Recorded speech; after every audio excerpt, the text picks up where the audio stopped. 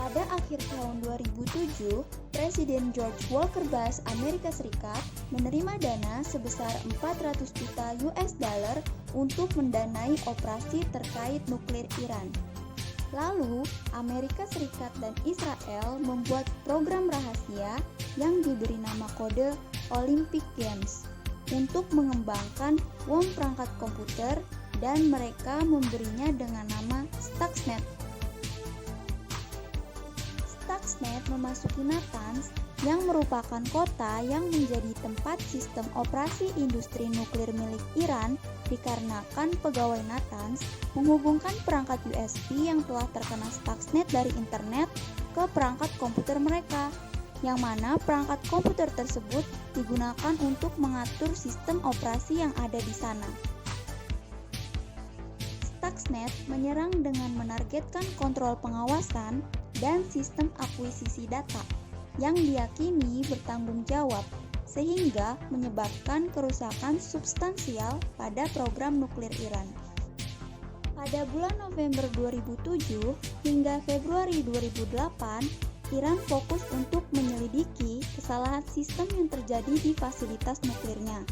Lalu, keadaan mulai sedikit membaik bagi Iran karena perlahan sistem operasi nuklir mereka kembali stabil. Namun, Iran mengalami kemerosotan jumlah produksi pengayaan uranium dari yang sebelumnya berkisar di angka 4% turun menjadi 3,49%. Bila melihat data tersebut, bisa dikatakan bahwa Stuxnet menjalankan perannya untuk melemahkan industri nuklir Iran dengan baik.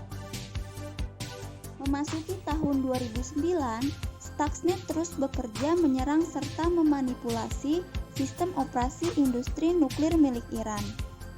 Iran yang berada dalam kondisi tersebut pun tidak bisa menemukan sumber masalah yang menyebabkan hal tersebut terjadi. Pada tahun 2010, barulah Stuxnet ditemukan dan diketahui sebagai penyebab dari masalah yang timbul di Natanz. Namun, dalam kasus Stuxnet, Iran masih tidak mengetahui pasti apa yang sedang menimpa industri nuklirnya, sehingga untuk mengetahui aktor di balik serangan yang belum diketahui sumbernya ini jelas merupakan pekerjaan yang sulit. Barulah pada tahun 2011, sumber-sumber serangan bisa diketahui oleh Iran. Namun, tetap saja, karena hal ini masih baru dalam lingkup internasional, keseluruhan tuduhan masih bersifat lemah dan tidak bisa digugat sesuai hukum, karena belum adanya peraturan yang mengikat tentang penggunaan cyber kala itu.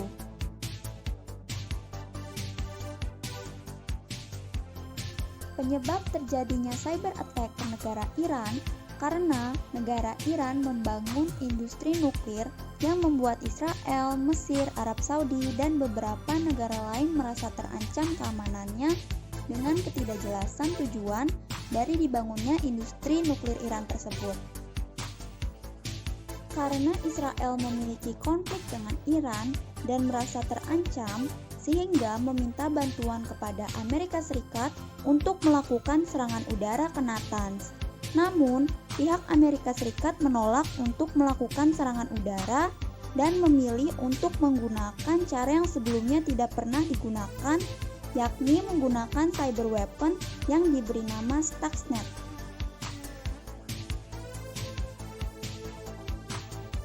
Dalam hal mengatasi cyber attack yang terjadi, Iran hanya bisa merespon dengan mengganti sentrifuge yang rusak dengan yang baru. Karena ketidaktahuan Iran bahwa sistem operasi industri nuklirnya sedang diserang Stuxnet yang berjalan secara sembunyi-sembunyi. Namun, ada hal-hal yang bisa dilakukan untuk mencegah terjadinya serangan Stuxnet, yaitu yang pertama, siapkan pertahanan berlapis yang menangani keamanan di seluruh jaringan ICS atau Internet Connection Sharing. Pertahanan ini harus mencakup kebijakan keamanan, pelatihan, isolasi komponen, dan metode dan prosedur yang ditegakkan. Ini juga membutuhkan isolasi komunikasi penting dengan cara yang aman dan tersegmentasi. Yang kedua, harus ada pemisahan fisik dan logis yang tepat antara berbagai jenis jaringan. Misalnya, akses ke perangkat PLC dan SCADA tidak boleh tersedia di jaringan perusahaan. Yang ketiga, perangkat lunak harus ditulis untuk mendeteksi tindakan yang tidak sesuai. Yang keempat, redundansi harus dimasukkan ke dalam desain jaringan untuk menghindari titik kegagalan tunggal.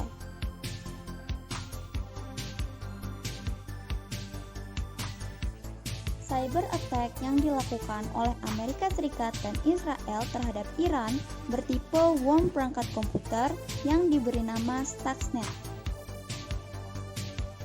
Stuxnet melakukan serangan ke Natanz dengan cara memanipulasi arus gas di dalam mesin pengolah uranium. Mesin pengolah uranium yang ada di Natanz memiliki beberapa susunan rangkaian yang terdiri dari beberapa pasang sentrifuge. Adanya perubahan dalam frekuensi sentrifuge tidak akan diketahui oleh Iran karena Stuxnet juga bertugas untuk mengirim perintah yang salah ke PLC Iran, yang menyebabkan beberapa katup di sentrifuge tidak terbuka sehingga tekanan udara di dalamnya menjadi meningkat dan mengakibatkan materi di dalam sentrifuge tersebut dianggap sebagai proses yang gagal dan dibuang.